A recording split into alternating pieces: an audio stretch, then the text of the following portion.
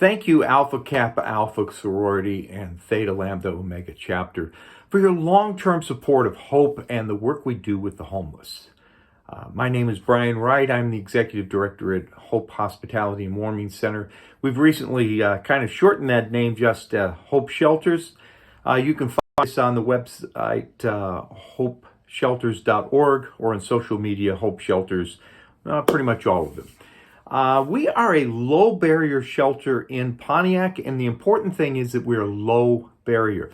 And what that really means is that we work with people, even if they're not sober, even if they have a bad background or have lost their ID.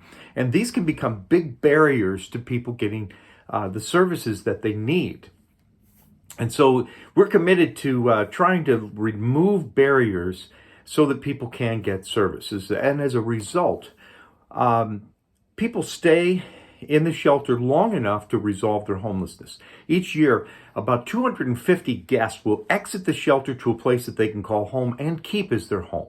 And I emphasize that because the recidivism rate is pretty low, lower than the average shelter in Michigan. And that means that they're landing in the right place and they're staying there, which means we're actually resolving homelessness, which is a big thing. To get into the shelter, all a person needs to do is show up at the door about 5 o'clock.